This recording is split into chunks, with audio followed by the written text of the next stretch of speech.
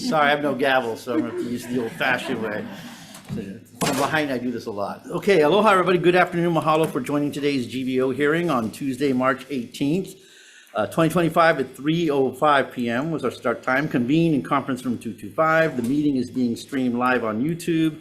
In the unlikely event that we have to abruptly end this hearing due to technical difficulties, the committee will reconvene to discuss any outstanding business at 3:01 p.m. Tuesday, February 4th, 2025, room 225, and a public notice will be posted on the Ledge's website, although if we did that, all the bills would be dead anyway. So with that, we will move right into the agenda. First up, we have House Bill 412, House Draft 1, relating to lobbying. This would establish certain presumptions regarding lobbying on behalf of private clients, and also would expand the definition of lobbying in the lobbying law to include certain communications with high-level government officials regarding procurement decisions.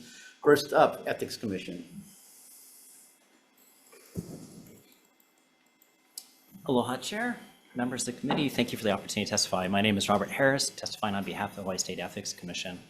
We are in support of this bill. If I can just briefly state that this is, glad you won't have to use your fists on me, just the gavel now. This bill catches up essentially with a number of other states, which essentially will look at the impact of soliciting contracts. So interactions where somebody might say, hey, what you really need to do is buy my product, and we'll actually spend time, energy, effort. The idea is having transparency on that. The marketplace has an opportunity to say, well, wait a second, my product's even better. But more generally speaking, the public has the ability to say, I understand what the interactions are. I want to be really clear that this is the solicitation. Once it gets to the contracting part, it specifically exempts the actual procurement process. And it also does not include the actual enactment of the contract itself, the interactions that the agency normally would have. It's limited specifically to solicitation.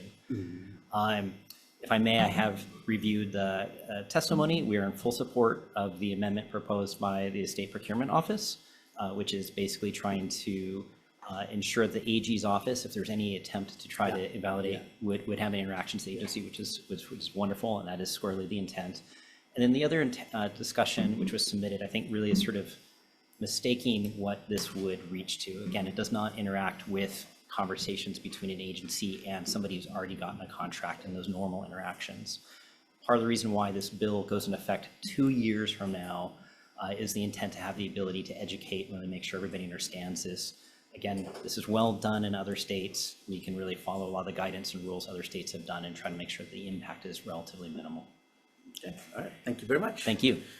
Any questions while he's here? No? Okay, just might as well grab you. Okay, State Procurement Office.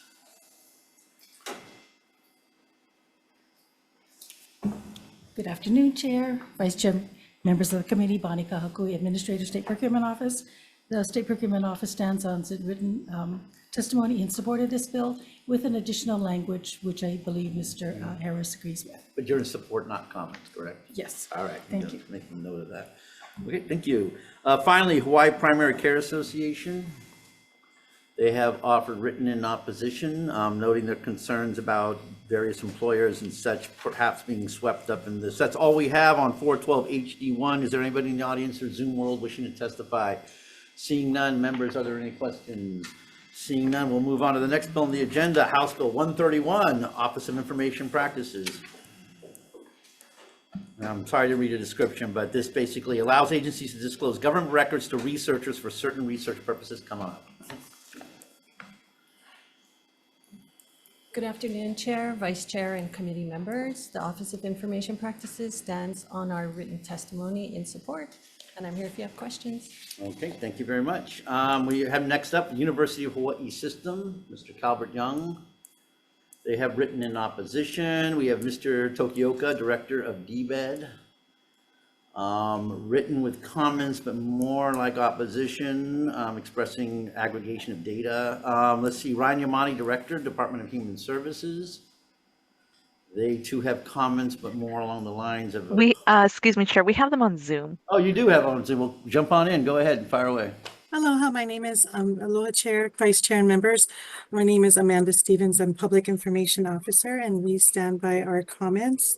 And request for clarification. DHS agrees with the concerns of DLNR and the University of Hawaii. Okay, thank you very much. We appreciate you putting those concerns and touching upon them here. We also have late from Mr. Jade Butai, DLIR, Labor Industrial Relations. They have comments as well, but a lot of concerns. Also Don Chang, Department of Land and Natural Resources. Okay, thank you for those comments and concerns. Ted Kefalis, Director of Strategic Campaigns for Grassroots Institute. Okay, is Mr. Kefalis on at all, IT?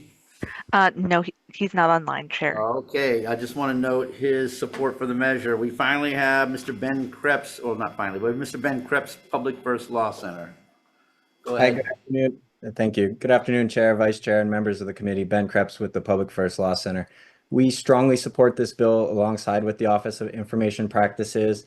It's a small but important bill, and it clarifies OIP's authority to make uniform rules for the disclosure of government records to researchers. And this kind of disclosure happens currently, but on a really limited and ad hoc basis. So uniform rules would provide for consistent standards across government for confidentiality and data security, among many other things. I did have a chance to read through the opposition testimony, and largely the agencies and the opposition testimony misread the bill entirely. So this only clarifies OIP's rulemaking authority. It's not, with its enactment, it doesn't then, release the floodgates of records. This just gives OIP further clarity on what rules they can make.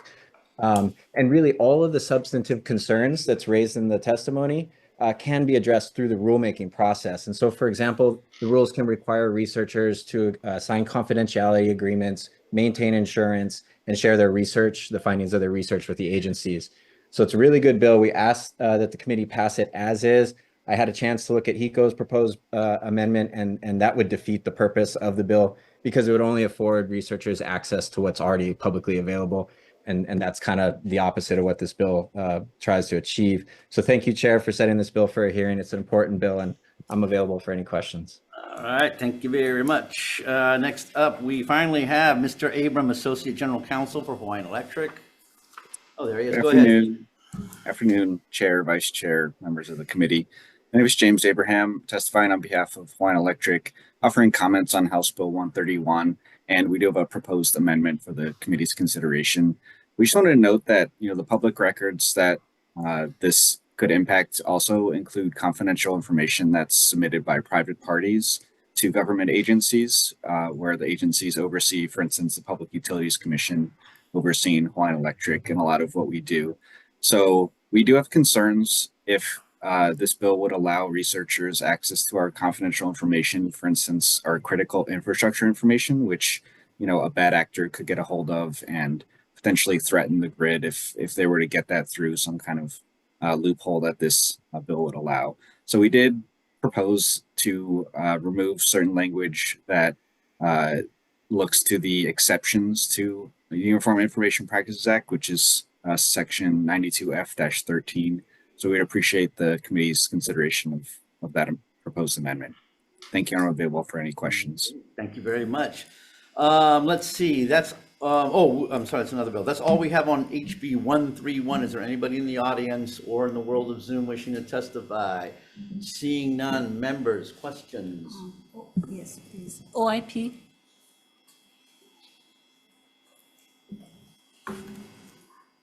Hi. Your testimony says that you don't have the authority to make rules, but the law clearly states that under 92 F13 that you can make rules because it's in the law that research is there. So what is your problem? We have authority to adopt research rules, but my understanding is the researchers are looking for information that's not necessarily in the public domain.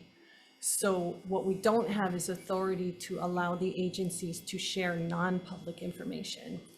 And So when you say they're not able to share, if you put it in your rules as to what is or is not, I was with the university for many years in Office of Research Services and SSRI, and there are really strict rules and definitions of what is research. And this seems overly broad. If it's any non-commercial entity that could ask for information, so how might you look at this law as enabling you to protect those rights? Because these are privacy, confidential rights that concern everybody.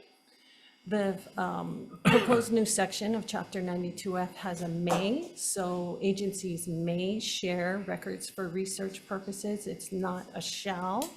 So if this bill passed, they would be able to, but not required to. But it still requires you to do rules when you're not sure what it is now. How are you going to be sure then by just changing on shall to a may? We're not planning to immediately do rules. We're hoping that if the bill passes and research requests are made, it will ferret out what issues the agencies have, what issues the researchers have, and then that will help us to develop rules that hopefully would work for everyone. So what you're saying is this is premature because you haven't asked the agency, so you don't know the impact. And I would suggest that you also talk with the University of Hawaii, because they're really the people who do most of the research, and they have definitions. And so have you talked with the university? I have not, but I can reach out to them. Yeah, because I think it's really important, because research and study is one thing, and having your door open for anybody asking for any information, because I could call it a study, is pretty dangerous for government operations. Okay, I'll reach out to the university. Thank you. I really have concerns about the breadth of this and the generality of any non-commercial objective to study. Okay, all right. Thank you. What's a researcher? Well, the bill would propose to define that. Well, it appears that all the people in opposition goes, what's a binder researcher? I'm a researcher, right? I mean, it sounds like the people who work for Doge are now researchers. Yeah. I mean, so couldn't this in essence be used for different groups to label themselves as such and go on fishing expeditions or on targeted recon for information that would then be used in a way not under research? A non-researcher could pose as a researcher and ask for information if this bill were passed, but the agencies still have that may language. They may share the information, they're not required to. But So, I think I understand the rule thing, but I guess one of my concerns always has been that, you know, the statute establishes the parameters and the rails and the rules, and the admin rules come in to fill in the functionality. And instead, we're going to go ahead and leave very critical terms like this to be defined in admin rules. They need to be defined in the enabling statutes, don't you think, to give guidance to the rule promulgation? that is one way to handle it, yes. Isn't that what you're asking, though? You're saying, I don't know, and so I would like the statute to tell me how to define it, and yet this is overly broad. Then you still have a problem if you're trying to go to rules-making. Well, again, we weren't going to go to rulemaking this year or immediately. We were going to see what kind of problems the agencies were having and hopefully be able to address them in rules. So might this be premature then, that you should actually be asking the agencies to come back then with actual definitions that would work, that would help you in making that decision or developing rules? We can certainly do that. Respectfully, I don't think it's premature in the sense that they would still have the ability to say no. Not when it's in statute, The language says may. but it defines research and researcher, right? Even if you have the may to give information, it still defines who is the researcher and what is research, which is overly broad. Okay, understood. So if you would go back to the agencies who oppose and see what a definition would be, that would be narrow enough and have guardrails enough, because this is an exemption that you're taking away privacy rights of individuals. And even so, when you're required, okay, data in the aggregate, you still need the individual raw data that comes in as individual. And so the agencies will have to then take the individual data and then make it into an aggregate amount. So I guess we need an appropriation as well, right? I guess it would depend on the size of the request. Or any request, to have to look through all the data in my department and give you aggregated data. They wouldn't, yeah. I mean, if they're gonna give aggregated data, I You don't, have to I give don't know. aggregated data or it's not private. Right, and I think what the researchers want is data that is not public information. So I think that's where this That's a bill problematic is part. coming from, yes. Thank you, All right. Chair. Any other questions? Thank you for appreciate your coming in and talking story with us. Next up, let's move on to House Bill 792, HD1. Admire the creativity of the House. This one relating to government services, Office of the Legislative Analyst. This clarifies the Office of the Legislative Analyst insofar as how many members it takes to remove them. First up, we had received no testimony on this up until a little bit earlier today. We have late testimony from Nicole Wu for the Hawaii Children's Action Network Speaks. Are they here? Is she here? On Zoom? Nope. Not present on Zoom, Chair. They have she has submitted written in support. However, what she's asking for us to amend it is not part and parcel of the bill. Is there anybody else in the audience or Zoom land wishing to testify on this measure? Seeing none, since there's nobody here to ask questions of, we'll move on to the next bill on the agenda, which is 1424. And this measure here is relating to appropriations. This would prohibit the transfer of funds appropriated for positions to operating expenses and vice versa, except to fulfill the legislature's purpose for which the funds were appropriated. Got a defective date. First up, we have the Department of Corrections and Rehabilitation. Good afternoon, Chair, Vice Chair, members of the committee, Melanie Martin, Deputy Director of Administration and Testifying on behalf of Director Tom Johnson. We stand on our written testimony in opposition to testifying. Okay, thank you very much. We have Attorney General's Office, Mr. Robertson. Good afternoon, Chair, Vice Chair, members. Ian Robertson, Deputy Attorney General. We've submitted testimony in opposition and also summarizing some operational concerns with this bill. Okay, thank you very much. We have up Budget and Finance. Good afternoon, Chair, Vice Chair, Senator Louis Oliveri, Director of Finance. We will stand on our testimony in opposition, but again, be happy to work with you, answer any questions, see what it is that the legislature would like to try and accomplish with this. Okay, Thank you. Thank you. Good question. Next up, we have Department of Commerce and Consumer Affairs, Director Ando. They have written in opposition. We have Department of Labor and Industrial Relations, Mr. Butai. Submits comments, but sounds a little bit more like opposition. Department of Land and Natural Resources, DLNR. Good afternoon, Chair, Vice Chair, members of the committee, Cynthia Gomez for DLNR. We stand on our written testimony, offering comments. Okay, thank you so much. DAGS. I feel like I just saw you. Chair, Vice Chair, members of the committee, Keith Regan, Comptroller for the State of Hawaii, Department of Accounting and General Services. We stand on our written testimony providing comments. However, you'll notice that it is more leaning towards opposition on this particular measure. So I just wanted to make that clear. We do have concerns about this measure. Okay, how opposed are you guys to this? To the point that I would change my testimony from comments to I opposition. really appreciate that. I appreciate the politeness of comments, but you're trying to be real. Absolutely. So if you hate it, just say, I hate this thing. I Okay. oppose this I won't measure. hold it Thank you. against Thanks, okay? Chair. The author might, but I won't. Okay. Next up, we have Collie Watson, DHHL. Aloha, Chair, Vice Chair, members of the committee, DHL stands on its written testimony with comments we put opposition. Thank you very much for keeping it real. Okay, finally, we have Grassroots Institute of Hawaii, Mr. Kapalas. They have submitted written in support. That is all we have on 1424. Any more glowing comments? If anybody else wishing to testify, not members, questions? Yes. Yes, fire away. Okay, Louis Rivera, since your budget and finance. Good afternoon. Okay, I note that this bill was drafted by the Speaker of the House. Apparently, Okay, so, so, and it's not by request.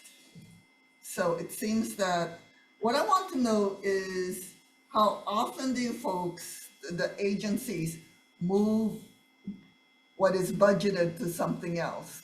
So let's give an example. We have put in substantial monies, for instance, in Department of Ag for invasive species. to control it. And we find out that, so within the Department of Ag, how often do they move the monies that we allocate for Department of Ag for invasive species into something else? So for specific legislative appropriations like that, when it comes to the budget and finance, we only allow them to expend it for what the legislative purpose was for. And if it was a specific appropriation. In this particular case, and what this bill is proposing to do, is that there's two categories of expenditures. One is wages and payroll and OCE. And what happens, in the course of the year is that if there are savings, for example, in payroll, but there are some expenses in other current expenses, it's what we call a transfer from 10 to 20, 10 being payroll and salaries and wages into the 20 category, which is other current expenses.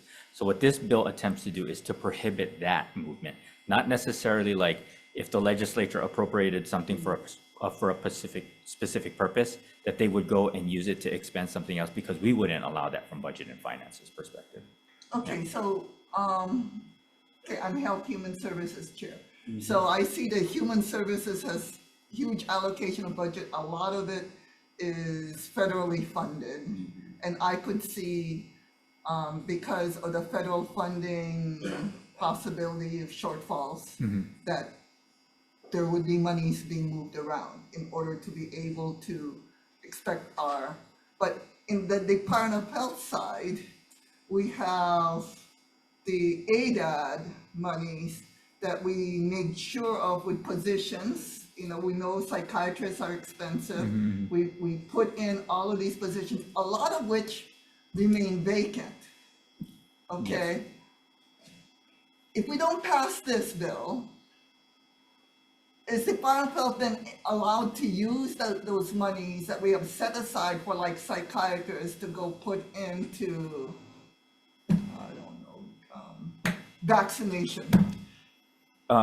If there was savings in payroll, for example, in the case of like a vacant position, if there was savings, the current process does allow for a transfer from 10 to 20, but they would have to come in and request for basically a reallotment from that particular category into the OC. And how often do they ask for the reallotment? Pretty regularly. Pretty regularly, yes. Okay, so I could see why the speaker introduced this bill.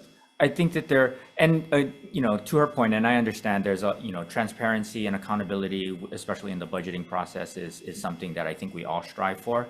Also going back to this whole thing is our current process of budgeting is still a lot of spreadsheets and Word documents. And so one of the things that we are doing and what we are implementing this year, and we're going through the procurement process, about to select a vendor to actually implement a statewide budgeting system that would provide a lot more transparency and accountability to the budgeting process going forward. So it's not here yet, but it's something that would provide you with the level of transparency that you're looking for in the future. So my concern is if they have this, like I could see for Human Services with the federal budgeting allotment not being there, that they got to move monies around to be able to pay for SNAP benefits and PANF and all of the things we are regularly required.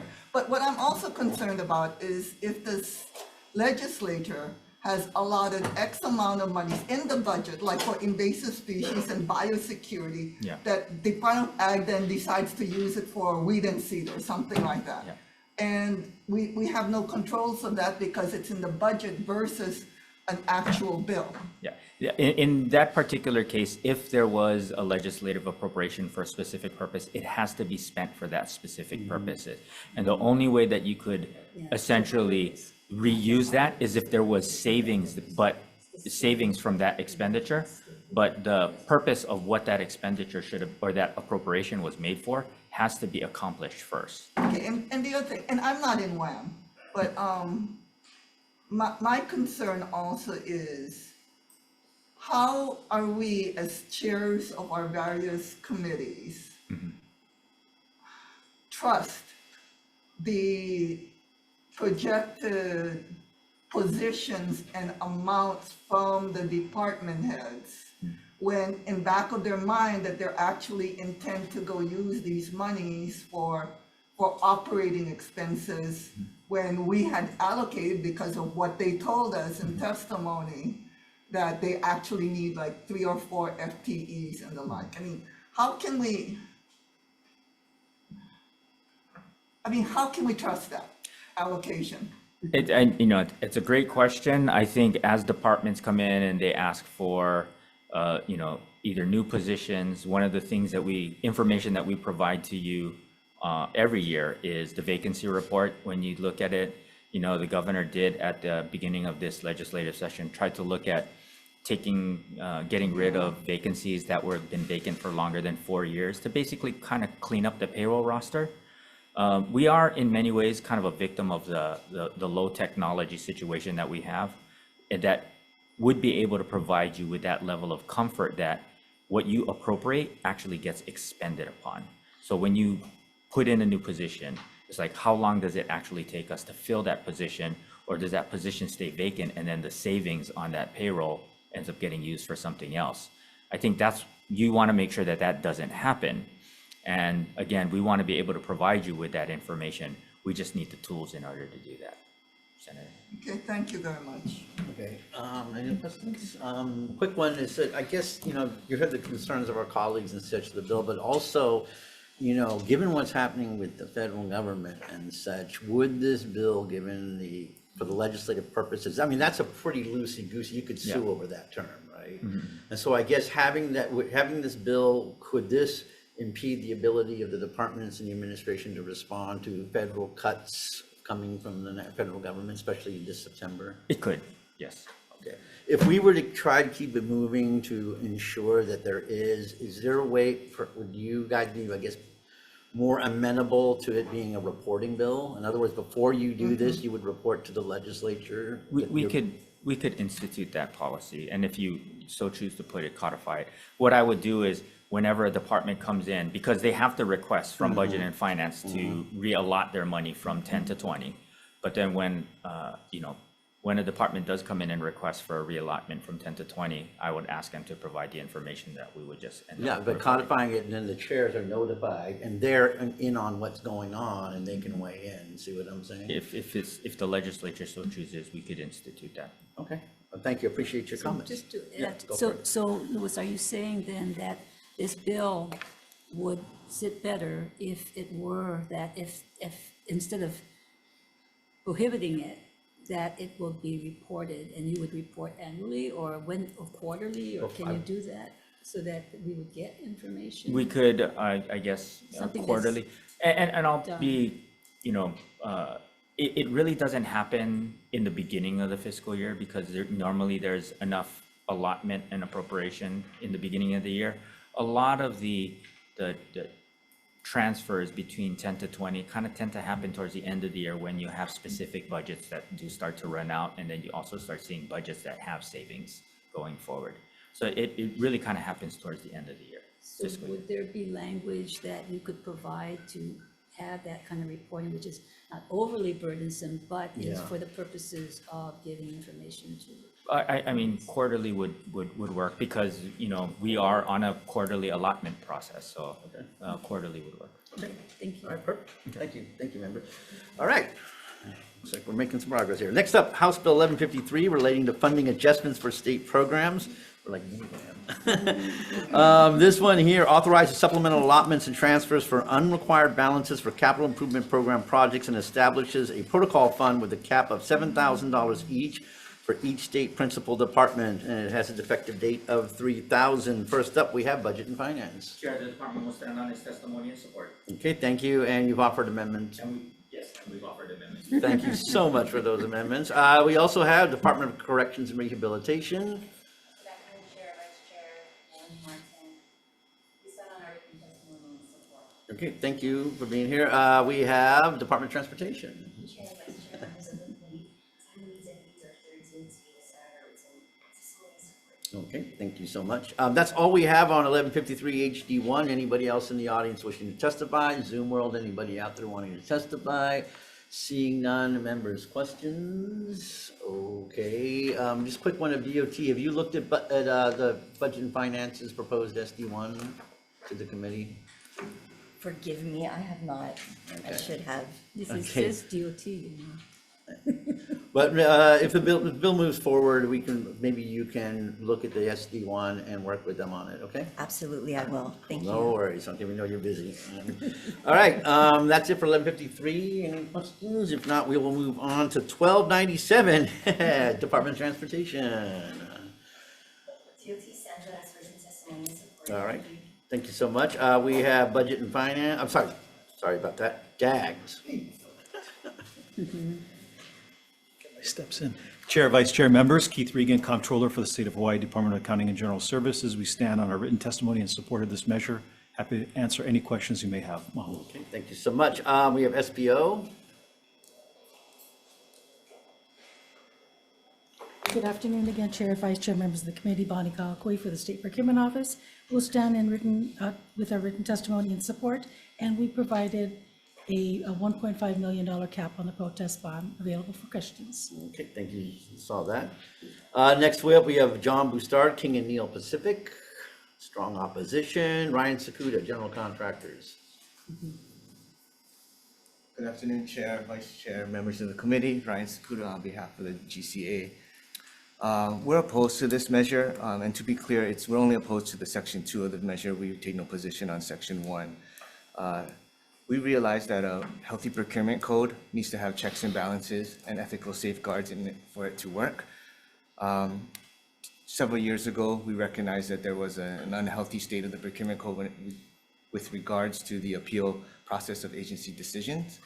The legislature worked with the stakeholders last year to pass Act 162, which brought the procurement code back to what the other states use when it comes to putting up a protest bond. This Section 2 of the bill is going to undo what the legislature did to install the ethical safeguards that we put in. And for that reason, we don't want to fall back out of line to what all the other states do when requiring an administrative appeal protest bond. So we're in opposition to that. Thank you very much, sir. We have Roseanne Freitas, CEO of BIA Hawaii, written in strong opposition. Tim Lyons, Subcontractors. They too are opposed, concerned about the discussions of the cap amounts. Jade Richardson, Road Builders Corporation, written in opposition. Aaron Yahiku, JR Construction, written in opposition. Francis Sakamoto, S&M, they too are in opposition. Marian Arasato, Ralph S. Inouye Corporation Limited, they're in opposition. And Greg Ichiyama for Koga Engineering, they too are in opposition. And finally, we have Anna Oshiro for the Damon Key Ling Kupchart Hastert Law Corporation. Long one. They too are in opposition. That's all the written we've received on 1297. Anybody else in the audience wishing to testify? Zoom world, none. Members, questions, none. We'll move on to the next bill on the agenda, which is House Bill 988. And of course, without further ado, we have House Bill 988, Keith Regan, DAGS. Chair, Vice Chair, members, Keith Regan, Comptroller, State of Hawaii, Department of Accounting and General Services. We stand on our written testimony in support. Happy to answer any questions you may have. Mahalo, Chair. Okay, thank you so much. We also have DOT. Chair, Vice Chair, members of the committee, we sat in our recent testimony. Okay, thank you so much. SBO.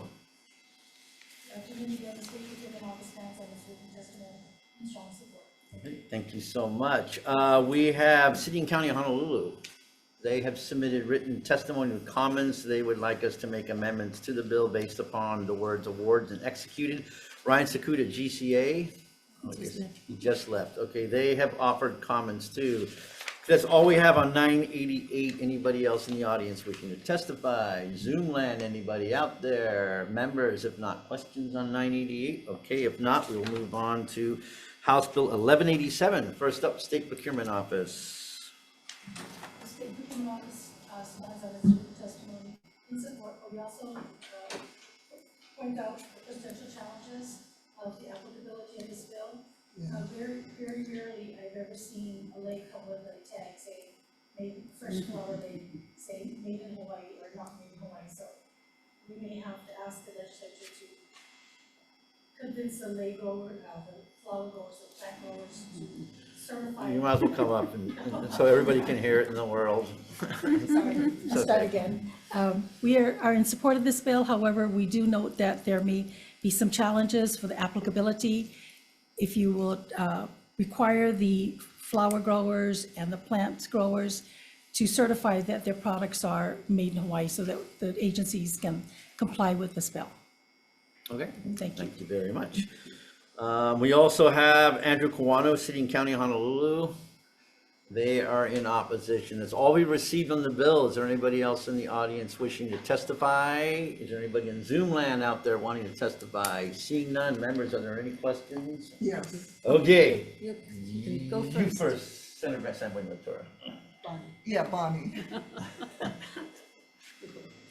So I noticed there's no appropriation request because I'm looking at Andrew Kawano's opposition. It's difficult to confirm percentage amounts of plant material grown or harvested during the procurement process. Sounds like if we're gonna enforce this, other than the labeling requirement, you're gonna need some kind of somebody to go figure out the percentages. That's not how I read this. Thank you for the question. That's not how we read the bill. We read the bill that the state agencies cannot buy more than a certain percentage of locally grown flowers or plants that are grown in Hawaii. So we're not requiring anybody to certify it. We're just asking that how are the agencies supposed to know that this lei that they're buying is from Hawaii or from another foreign country? So it sounds like if there's no enforcement, this is more like a resolution. I mean, if there's no hammer to tell the state agency, or there's somebody going around measuring the percentages, that this is more like a resolution asking them to please do this because we can't really enforce this. Yes, you are correct. I'm not sure how you would enforce this because it would be from the lay makers or the flower people that we would have to have them tell us, Yeah. these leis or these flowers are all grown locally. Yeah. As opposed to the percentage of the flowers on the lei itself. Because we also don't want to increase the burdens on the flower growers to go Correct. label each Yes. particular flower. Yes, yes. Okay, thank you. You first. No, Okay. So we used to have the Hawaii preference. right? Yes. Yeah. So I'm just, and we thought it was really difficult to implement. But so if this is just the purchase by our agencies of locally grown, would that be something where we would say to our agencies, if you buy from a grower or you buy, and they're local, that Yeah, you would be preferred to buy from them. If you can't, then, then you don't give them credit or whatever. I don't know, give them a little, 5 cents more of the day or something. I don't know. I don't know how you would implement it, but it's a preference rather than you shall not buy. Because that's what this reads, is prohibits us from. Well, it is phased in, so the But it's first, still a prohibition at the end of the day. at the end of the day, it is, that the agencies cannot buy Yeah. locally grown You might flowers. not even be able to. But But grow it. this is mimicking the Stafford Act a little bit. It's like we have that from which you cannot buy or use stuff from China, right? And to use federal monies, but we rely on the vendor and certifying to the feds that none of this comes from China, because if it is, then they're now in real deep trouble. So I see this bill along the lines of that, saying, okay, we're only going to allow procuring of these, I'm sorry, bro local, be local, 100% local. That's why I wanted to hear the bill. But it kind of puts the requirement onus on the vendor, and if they misrepresent it, there would be actions the agency could take, right? We could, if they misrepresent themselves, we could start initiating suspension and debarment, proceedings because they weren't fulfilling the contract, which is to buy, in this case, buy local flowers. So that becomes your enforcement mechanism? Yes. Okay. Yes. Any But other it's- questions, members? Yeah, question. Yeah, Because go, it's- you- Okay. You're up. Because, no, because I'm looking at, if we pass this bill, then who is implementing agency. It's the people who buy this, right? So it's us, it's on us. It's on the For now, we agencies. have to know, is this local or not? And what if there are no flowers that are local?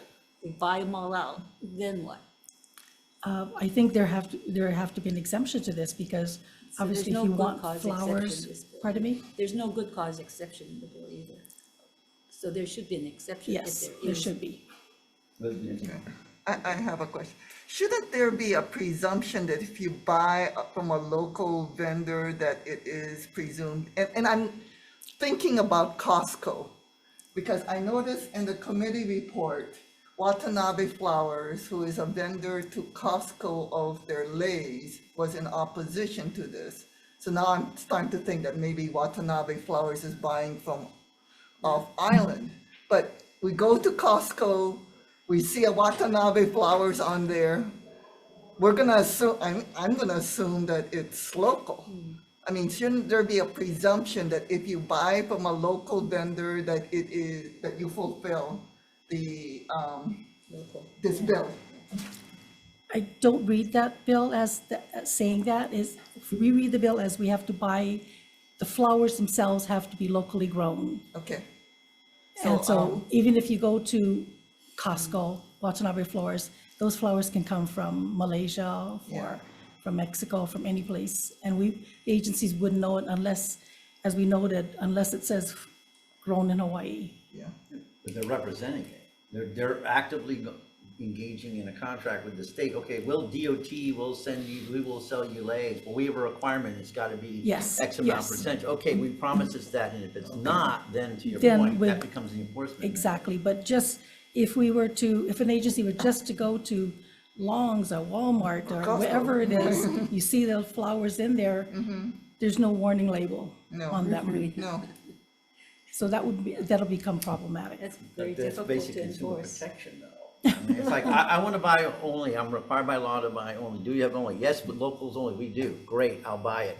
Oh, it's not. Well, that's fraud. That's why the agencies that we would have to buy from, or the companies that we have to buy from, we would have to say, is it local grown? And we would take their word for it unless we found out otherwise, and then we do suspension and debarment Okay, proceedings. so long as it goes to the procurement, but if Yes. it's. Okay. Thank you. Resident hospital, most interesting stuff of the year. Anybody else in the discussion on 1187? If not, we will go on to the final bill, I believe, on this agenda, 987. Oh, surprise, relating to procurement. Relating to procurement. Again, fire, come on up. Come on.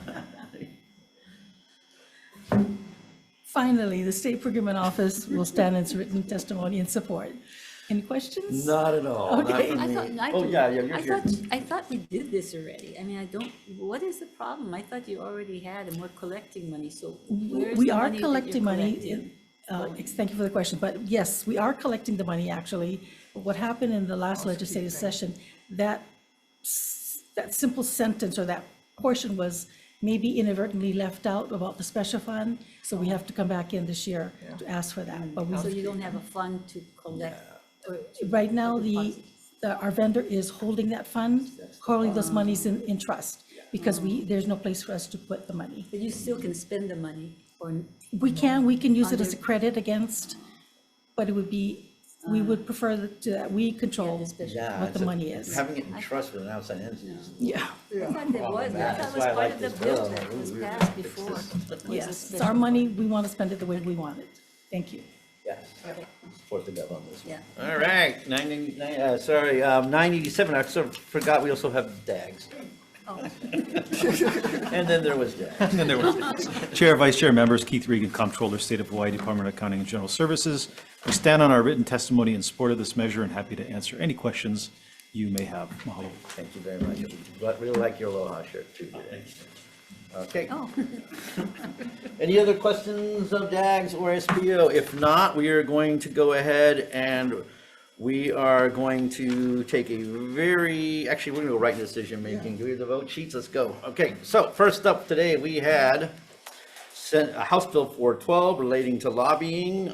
Recommendation on this measure is we remove this out as a Senate Draft 1. I'd like to amend page 3, line 1 to after insert with consultation of the purchasing agency affected, technical non-substantive amendments for clarity, consistency, and style, and it already has a defective date, so it's a learning moment. Since there already is a defective date and we're making other substantive changements, we're going to leave the defective date that's in there the way it is. Okay, and in the committee report, we also want to note that this measure will fundamentally change the ways social service nonprofits organizations may operate, and that for organizations that rely on contracts with the state or by extension the feds, via state-administered contracts, any communication by a paid employee, officer, or director of the organization with a legislator or employee of a governmental agency could be construed by the Ethics Commission as lobbying. And so we want to note those concerns for the next committee. Members, questions, comments? If not, Vice Chair 412 HD1, SD1, I vote yes. Chair votes, Chair votes aye, Vice Chair votes aye, Senator Moriwaki, Aye. Senator San Buenaventura, Aye.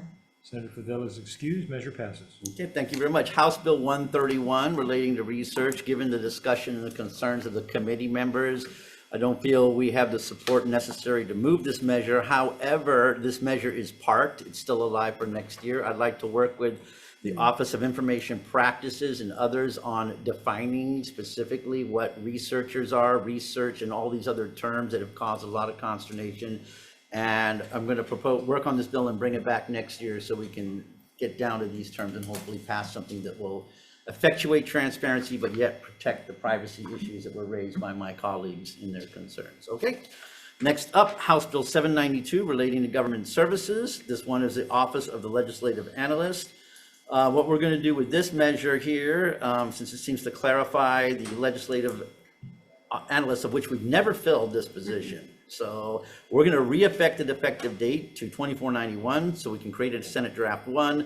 And we're going to ask the committee to look and see if this entity is needed since it has never been filled previously.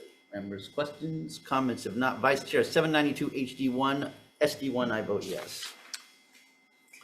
The members present, are there any no votes or reservations? Hearing none, the measure passes. Okay, thank you. Senate Bill 1424, House Draft 1 relating to appropriations. We'd like to go ahead and keep this measure moving, and based on the conversation with Budget and Finance, we're going to amend this as a Senate Draft 1 to have them provide quarterly reports to the legislature upon when such transfers are made, so we can create legislative oversight for the chairs, but also be flexible for the looming federal chaos to come. So are you deleting the prohibition part? Yes, it's going to be a notification one now, okay? All right, questions? It already has a defective date of 3,000 in there, so we're going to leave that, okay, to go to conference. Any other questions or comments? If not, 1424 HD1, SD1, I vote yes. Members, with the members present, all members present, are there any no votes or reservations? Hearing none, the measure is adopted. Okay, thank you. Next up, HB 1153 HD1 relating to funding adjustments for the state programs. This is a very important bill for our governor and the administration, and as such, we are going to accept the proposed Senate Draft 1 from Budget and Finance in its entirety, except we will keep the defective date that was in the measure. And then finally, we're going to, per WHAM, we're going to blank line item the amounts that are in the measure, and we're going to assert those recommended amounts into the committee reports. Members, questions, comments? If not, Vice Chair 1153 HD1, SD1, I vote yes. With all members present, are there any no votes or reservations? Hearing none, the measure is adopted. Okay, next up, House Bill 1297, House Draft 1 relating to procurement. What we're going to do on this measure here is we're going to take out the Section 2, as was testified to. We're going to place an amount, suggested amount of 1.5 million on page 3, line 7. And we're also need to make technical non-substantive amendments for clarity, consistency, and style. And we're ignoring the strikeout or Section 2 because Hawaii was the only state that imposed immediate forfeiture of the bond to the state's general fund if a protester loses an appeal. Every one of the other 6 states that imposed a bond requirement only required either partial forfeiture to pay for costs or forfeiture under certain conditions, most often a frivolous or bad faith protest. And the HRS and the Hawaii Rules of Civil Procedure, which we'll put in the committee report, also outlines what constitutes a frivolous lawsuit. So we're going to move it along with those measures. It already has changes. It already has a defective date of 3,000.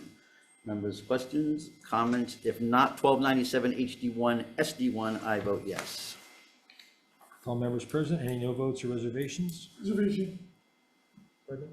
Reservations for Senator All right. Favela. Measure passes. Okay, thank you very much. Next up, we have HB 988 HD1 relating to procurement. This is the protest debriefing disclosure. There is some issues going back and forth between the testifiers on the terms of award and executed. We need more time, I think, to discuss this with the other committees in the other chamber. So we're simply going to read effective date to 2491 so we can create a Senate Draft 1. And then we'll note the concerns between awarded and executed. And also ask the SBO to send a memo to the agencies reminding them not to share competing offers proposals, which is already in admin rules. Members, questions, comments? If not, Vice Chair, HB 988, HD1, SD1, I vote yes. Members present with any no votes or reservations? Hearing none, the measure is adopted.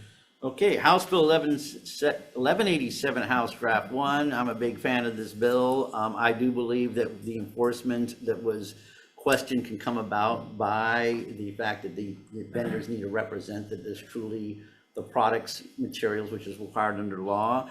And so therefore, noting the concerns, I still want to move this thing on as is. Members, questions, comments? I have concerns. You got concerns, all right. Because of the implementation and if we're looking at trying to get government agencies to be more efficient and effective, and they're going about saying, is this local or is this not local flowers when they're buying lei? I find that that's totally burdensome when they've got more important work to do. So that's my concern. I appreciate your concern, but I think, again, if you're representing that something is something to the state, and if it's not the case, then there are mechanisms. But I appreciate what you're saying. There are concerns. Any other concerns? If not, Vice Chair, as is. I vote yes, by the way. On HB 1187, HD1 as is, chair votes aye. Any no votes or reservations? I'll go with reservation just because I support the chair. Appreciate your Reservations from Go Senator local, Hawai'i. buy local. You fixed it? Reservations from Favela, Senator Favela. Measure passes. Thank you very much, you guys. And then finally,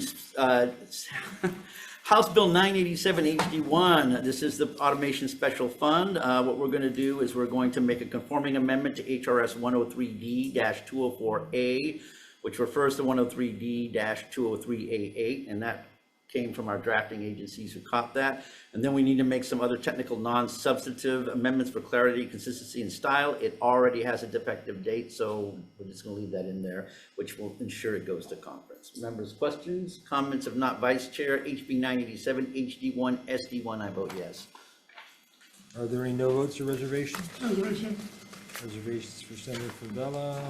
The measure is adopted. All right, thank you very much. This concludes the hearing. Aloha.